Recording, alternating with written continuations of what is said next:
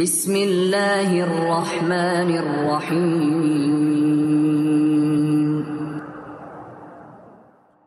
الف لام میم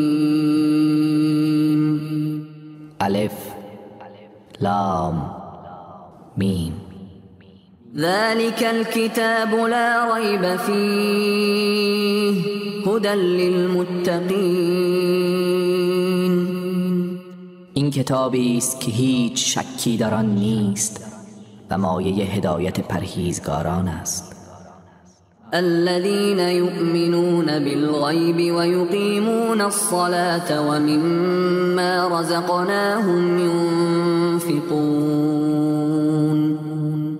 آن کسانی که به غیب ایمان می‌آورند و نماز را برپا می‌دارند و از آن چه روزیشان داده ایم انفاق می‌کنند.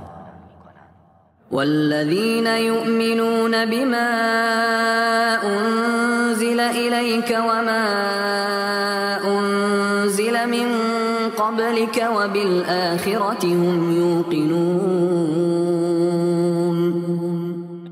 و آنان که به آنچه بر تو نازل شده و آنچه بر پیامبران پیش از تو نازل شده ایمان می‌آورند و به روز رستاخیز یقین دارند. أولئك على هدى من ربهم وأولئك هم المفلحون آنان بر هدایت از جانب پروردگارشانند و آنان رستگارانند. إن الذين كفروا سواء عليهم أأنذرتهم أم لم تنذرهم لا يؤمنون کسانی که کافر شدند برایشان یکسان است که آنان را بترسانی یا نترسانی ایمان نمی آورند.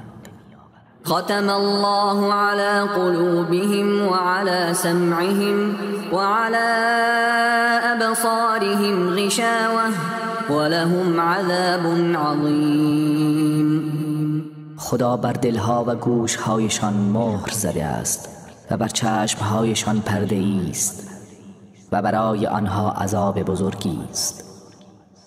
ومن الناس من يقول آمنا بالله وباليوم الآخر وما هم بمؤمنين گروهی از مردمان هستند که میگویند به خدا و روز رستاخیز ایمان آورده ایم در حالی که ایمان ندارند.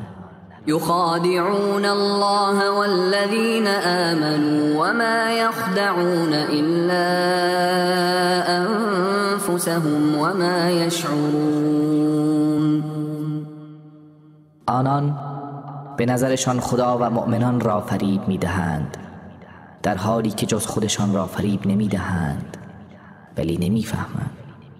في قلوبهم مرض فزادهم الله مرضا ولهم عذاب أليم بما كانوا يكذبون در دلهای آنان بیماری است و خداوند بر بیماری آنان افزوده و به خاطر دروغ هایی که میگفتند برایشان عذاب دردناکی است.